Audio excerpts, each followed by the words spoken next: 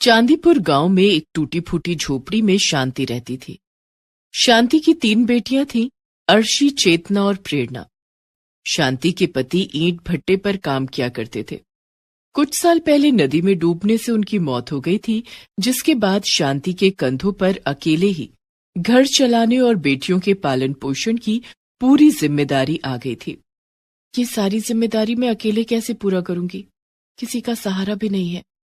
काम की तलाश में शांति उसी ईंट भट्टे पर गई जहां उसके पति काम करते थे। उसे देखकर ईंट भट्टे का मालिक बोला, इस काम में तो बहुत मेहनत लगेगी, तुम नहीं कर पाओगी। मालिक, आप बेफिक्र रहें, मैं आपका काम करूंगी। पति की मौत के बाद बेटियों की जिम्मेदारी मुझे ही उठानी है। मेहनत तो करनी ही पड़ेगी। ठीक है, कल से काम पर आ जाना और पगार काम पूरा होने पर ही मिलेगा। ठीक है मालिक। काम बहुत मेहनत का था। कड़ी धूप में ईंट ढोने से शांति के हाथ पैर खराब होने लगे थे और शांति कमजोर होने लगी थी। शांति की बड़ी बेटी अर्शी 12 साल की थी। उसकी दोनों छोटी बेटियां चेतना और प्रेरणा 10 साल और 8 साल की थी। पिता की मौत के बाद तीनों बहनों की पढ़ाई छूट गई थी। बेटा, मैं चाहती हूँ कि तुम तीनों बहनें पढ़ लिख कर अफसर बनो। मैं भी पढ़ना चाहती हूँ माँ, लेकिन हम स्कूल की फीस कैसे भरेंगे? हमारे पास तो खाने के लिए भी पैसे नहीं है। भगवान पर भरोसा रखो बेटा, सब कुछ जल्दी ही ठीक हो जाएगा। ईंट भट्टे का मालिक शांति पर बुरी नजर रखता था।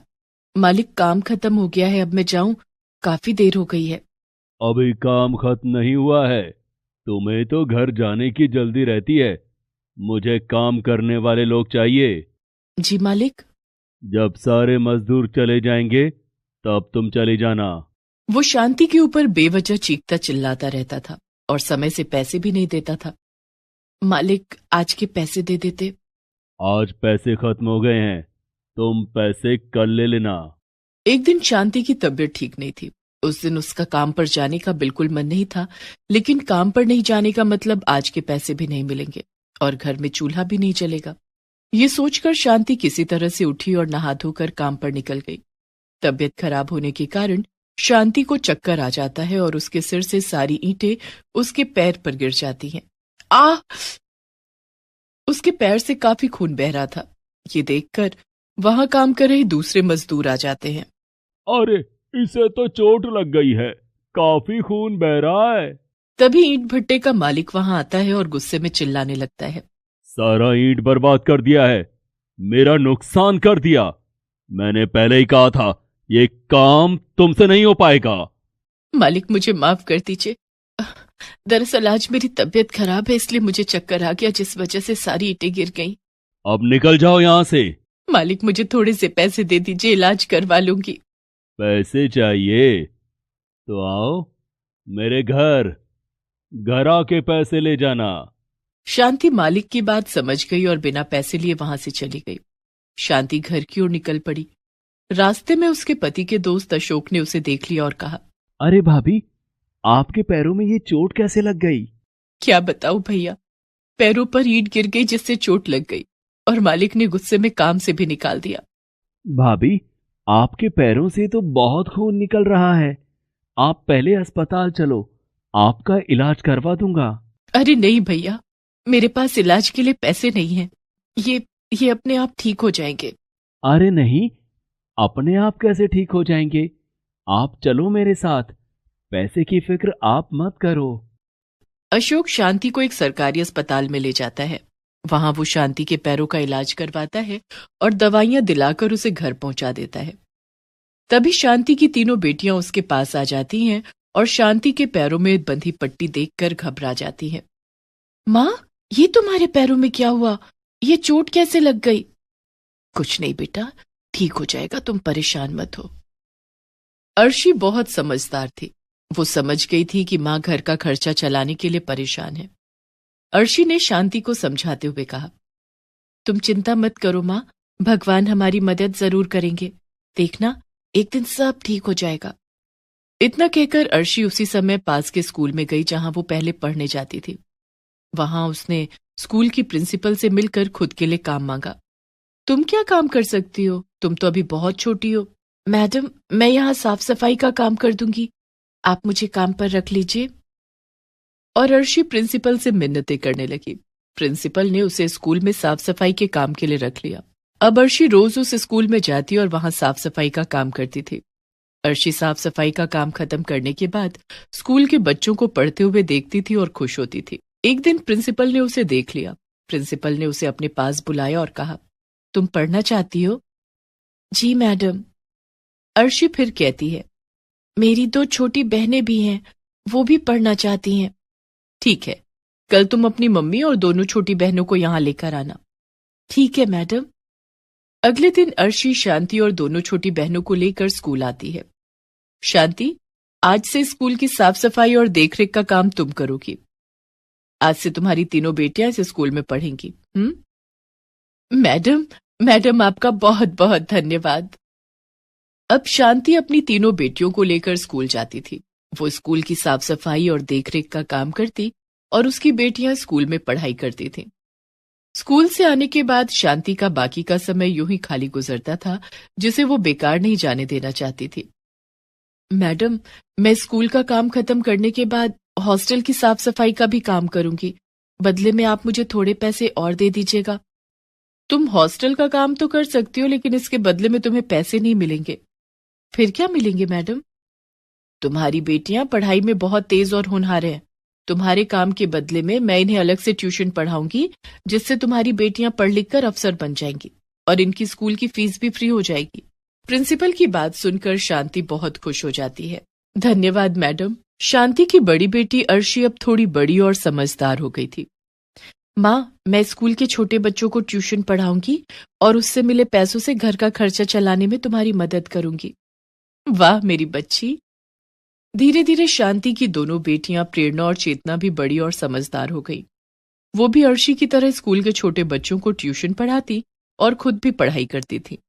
कुछ साल बाद शांति की तीनों बेटियों ने अच्छे नंबरों से पास करके स्कूल की पढ़ाई खत्म की और कॉलेज में एडमिशन ले लिया। शांति की तीनों बेटियां काफी होनहार थीं। तीनों को कॉलेज से स्कॉलरशिप भी मिली और तीनों ने अपनी आगे की पढ़ाई जारी रखी। शांति की तीनों बेटियों ने अपनी मेहनत और लगन से कॉलेज की पढ़ाई पूरी की। माँ, मैं कलेक्टर बनना चाहती हूँ, आगे और पढ़ना चाहती हूँ। हाँ मेरी बच्ची, तू खूब मेहनत कर, हम सब तेरे साथ हैं। शांति की तीनों बेटियों ने प्रतियोगिता परीक्षाओं की तैयारी शुरू कर दी। दिन रात कड़ी मेहनत के बाद शांति की बड़ी बेटी अर्शी कलेक्टर बन गई, दूसरी बेटी प्रेरणा नेवी में अफसर बन गई और तीसरी बेटी चेतना ने इंजीनियरिंग की परीक्षा पास की और एक मल्टीनेशनल कंपनी में इंजीनियर के पद पर कार्य करने लगी। हमें आशीर्वाद दो माँ, तुम्हारी मेहनत के कारण ही आज ये सब हो पाया है। हमारी कामयाबी का सारा श्रेय तुम हो माँ। और अब तो हम सभी बड़े से बंगले में रहेंगे, दीदी को सरकारी बंगला जो मिला है। और सब हंसने लगते हैं। शांति के पास काम करने के लिए अब नौकर चाकर, माली, ड्राइवर सब थे। उन चारों का जीवन अब सुख शांति से कट रहा था। मैं कितनी खुश नसीब हूं कि मुझे तुम तीनों बेटियां मिली। नहीं मां, हम तीनों खुश नसीब हैं कि तुम हमारी मां हो।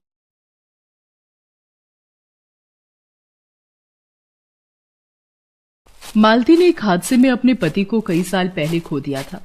उसके 2 बच्चे थे, रिंकू और पिंकी। मालती पढ़ी लिखी नहीं थी। वो एक टूटी फूटी झोपड़ी में अपने दोनों बच्चों के साथ रहती थी। घर चलाने के लिए वो लोगों के घरों में बर्तन साफ किया करती थी। किसी तरह वो अपने दोनों बच्चों का पेट पाल रही थी। फिर एक दिन, रिंकू जल्दी कर बेटा, स्कूल का टाइम हो रहा है, फिर मुझे काम पर भी जाना है। माँ, आज मेरा स्कूल जाने का मन नहीं है। नहीं बेटा, ऐसा मत बोल। पढ़ लिख कर बड़ा आदमी बनना है ना, तो स्कूल जाना पड़ेगा ना।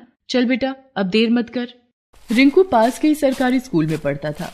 मालती रोज सुबह पहले रिंकू को स्कूल छोड़ती, फिर पिंकी को अपने साथ लेकर काम पर जाती थी। पिंकी 3 साल की थी। वो एकदम चुलबुली और शरारती थी। मालती उसे अपने पास बिठाकर लोगों के घर काम करती रहती थी।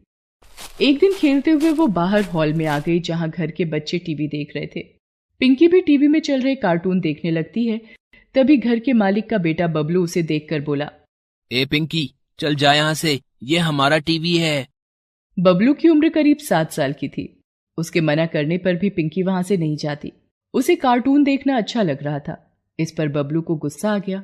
उसने पिंकी को चिढ़ाने के लिए फ्रिज से एक चॉकलेट निकाली और उसे पिंकी को दिखा दिखाकर खाने लगा और बोला, अरे वाह, कितनी टेस्टी चॉकलेट है यार, मजा आ गया।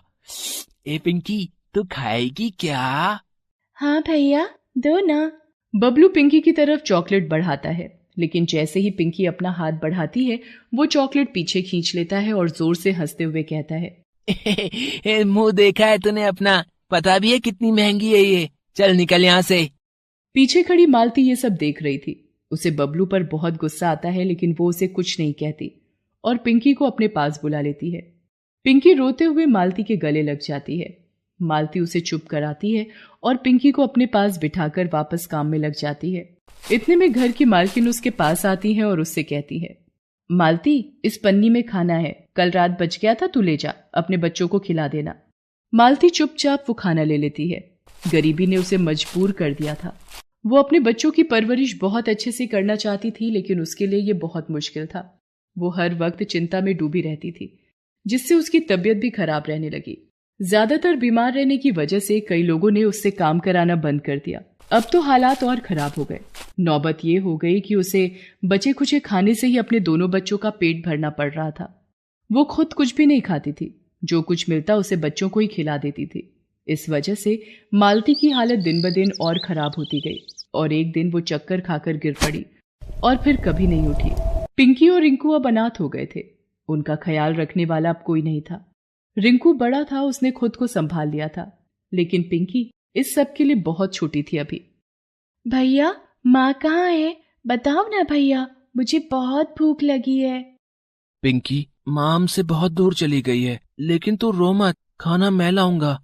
रिंकू अपनी बहन पिंकी का हाथ पकड़कर निकल पड़ता है खाने की तलाश में, पर उसके पास ना तो पैसे थे और ना ही पैसे कमाना वो जानता था। दोनों बच्चे भूख से बेहाल होटलों के बाहर यहाँ वहां घूमने लगते हैं। तभी उनकी नजर एक बूढ़े आदमी पर पड़ती है जो होटल के बाहर बैठकर कुछ खा रहा था। रिंकू उन बूढ़े बाबा के पास जाकर कहता है, बाबा, बहुत भूख लगी है, कुछ खाने को दे दो ना। पिंकी भी ललचाई आंखों से बूढ़े बाबा के खाने को देख रही थी।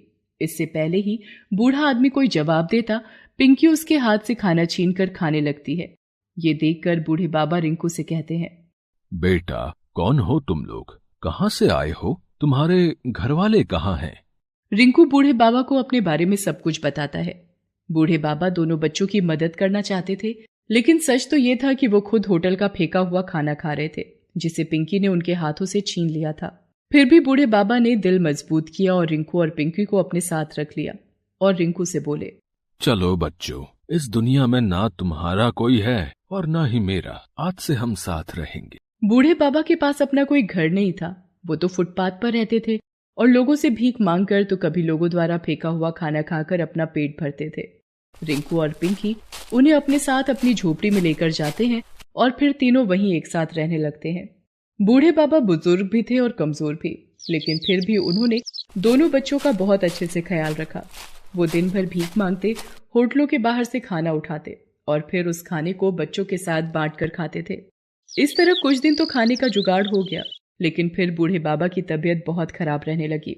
रिंकू ने बूढ़े बाबा को घर से बाहर जाते देखकर उनसे कहा, कहाँ जा रहे हो बाबा? आपको तो तेज बुखार है, आज मुझे जाने दो, मैं सबके लिए खाना लेकर आऊंगा।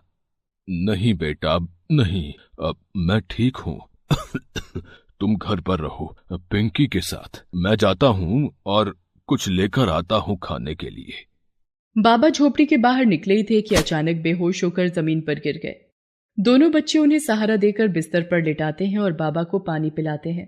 थोड़ी देर बाद बाबा को होश तो आ जाता है, लेकिन अब भी वो खड़े होने की हालत में नहीं थे। रिंकू को समझ आ गया था कि अब उसे ही कुछ करना होगा। वो पिंकी को बाबा के पास छोड़कर घर से बाहर निकल जाता है। वो पूरा दिन इधर उधर भटकता है, लेकिन उसे खाने के लिए कुछ भी नहीं मिलता। अचानक उसे एक बेकरी की दुकान दिखाई देती है। वो चुपचाप एक ब्रेड का पैकेट उस दुकान से चुरा लेता है। घर पहुंचकर वो देखता है कि पिंकी एक सूखी सी रोटी खा रही है। रिंकू उससे कहता है, पिंकी, ये क्या खा रही है तू? कहाँ से लाई ये रोटी? भैया, बाहर जो टॉमी घूमता है ना, एक अंकल उसके लिए ये रोटी डाल गए थे। टॉमी ने उस रोटी को सूंघा, लेकिन पता नहीं क्यों उसने ये रोटी खाई नहीं। मुझे बहुत भूख लग रही थी भैया, इसलिए मैंने ये रोटी उठा ली। भैया, टॉमी को बुरा लगा होगा क्या मैंने उसकी रोटी उठा ली तो? पिंकी की बात सुनकर रिंकू की आंखों में आंसू आ जाते हैं। वो पिंकी को गले से लगा लेता है और उससे रोटी लेकर बाहर फेंक देता है। फिर उसे ब्रेड के पैकेट से ब्रेड निकाल कर खाने को देता है। पिंकी बड़े मन से ब्रेड खाती है और उसे खाते देखकर रिंकू को बहुत सुकून मिलता है। रिंकू बची हुई ब्रेड बूढ़े बाबा को खिला देता है और खुद भूखा ही रहता है। ऐसे ही एक दिन खाने की तलाश में भटकते रिंकू और पिंकी एक पार्क में पहुंचे। पार्क में लगे झूलों को देखकर पिंकी ने रिंकू से कहा, भैया देखो ना कितने अच्छे झूले हैं, मुझे भी झूलना है इनमें। चल पिंकी, मैं तुझे झुलाता हूँ। रिंकू पिंकी को लेकर पार्क के अंदर जाने की कोशिश करता है, लेकिन वहां का गार्ड उन्हें अंदर नहीं जाने देता। फिर दोनों पीछे की दीवार फांदकर पार्क के अंदर चले जाते हैं। कुछ देर झूला झूलने के बाद दोनों देखते हैं कि पार्क के कोने में मोहल्ले के बच्चे आवारा जानवरों के लिए अपने अपने घरों से रोटी लाकर रख रहे थे। ये देखकर पिंकी रिंकू से कहती है, भैया देखो ना कितनी सारी रोटियां हैं, बाबा ने कल से कुछ नहीं खाया और मुझे भी भूख लगी है। चलो ना ये रोटियां लेकर चलते हैं घर, किसी को खानी होती तो यहाँ छोड़कर थोड़ी ही जाता। रिंकू जानता था कि वो रोटियां जानवरों के लिए थी, लेकिन पिंकी को मना करने की भी उसकी हिम्मत नहीं हुई। मजबूर होकर उसने पिंकी के साथ वो सारी रोटियां उठाई और उन्हें घर ले गया। तीनों ने वही रोटियां खाकर अपनी भूख शांत की। अब रिंकू और पिंकी दोनों छिपकर उस पार्क में जाने लगे और जैसे ही वहां खूब सारी रोटियां इकट्ठा हो जाती, दोनों उन्हें उठाकर घर ले आते। कई दिनों तक ऐसे ही चलता रहा, लेकिन एक दिन एक बच्चे ने उन्हें ऐसा करते देख लिया। उन्हें देखते ही बच्चे ने शोर मचाना शुरू कर दिया। वो देखो, उन दोनों को, हमारी रोटियों को उठा रहे हैं, कितने बुरे हैं ये, बेचारे कुत्तों का खाना ले रहे हैं, इन्हें तो मजा चखाना ही पड़ेगा। वो बच्चा अपने सारे दोस्तों के साथ मिलकर रिंकू और पिंकी का पीछा करते हैं। वो देखते हैं कि रिंकू और पिंकी उन रोटियों को न सिर्फ खुद खा रहे थे, बल्कि बीमार पड़े बूढ़े बाबा को भी खिला रहे थे। ये सब देखकर सभी बच्चों का दिल पिघल जाता है। सारे बच्चे अच्छे घरों से थे। उन्होंने रिंकू और पिंकी के बारे में अपने माता पिता को बताया। सभी ने रिंकू और पिंकी की मदद करने का फैसला किया। बच्चे अपने माता पिता के साथ रिंकू और पिंकी की झोपड़ी के पास पहुंचे। इतने सारे लोगों को देखकर रिंकू ने डरते हुए उनसे पूछा, आप लोग यहाँ क्यों आए हैं? हमें माफ कर दीजिए, आगे से हम नहीं उठाएंगे वहाँ से रोटियाँ। तभी एक महिला आगे बढ़ती है और रिंकू के सिर पर हाथ रखते हुए कहती है, डरो मत बेटा, अपने बारे में सब कुछ बताओ हमें, हम तुम्हारी मदद करना चाहते हैं। और ये बूढ़े बाबा कौन है तुम्हारे साथ? फिर रिंकू ने सब कुछ बताता है, अपने और पिंकी के बारे में भी और बूढ़े बाबा के बारे में भी। सब कुछ जानकर वहां मौजूद हर किसी की आंखें नम हो जाती हैं। सभी लोग मिलकर बूढ़े बाबा का इलाज करवाते हैं, साथ ही तीनों के खाने की जिम्मेदारी भी लेते हैं। हर रोज कोई ना कोई अपने घर से तीनों के लिए खाना लेकर आता। अब रिंकू और पिंकी को ना तो चोरी करने की जरूरत थी और ना ही कहीं से खाना उठाकर खाने की। दूसरी तरफ अच्छा इलाज मिलने से बूढ़े बाबा भी पहले से बहुत अच्छे हो गए थे। लोगों ने उन्हें अपनी सोसाइटी में चौकीदार की नौकरी पर रख लिया, जिससे अब वो कमाने भी लगे थे। रिंकू और पिंकी को उन्होंने जल्दी ही स्कूल भेजना भी शुरू कर दिया। ऐसा नहीं था कि रिंकू और पिंकी को अब अपनी माँ की याद नहीं आती थी, लेकिन वो इस बात से खुश जरूर थे कि अब वो अनाथ नहीं थे। बूढ़े बाबा जो उनके साथ थे। Please subscribe this channel.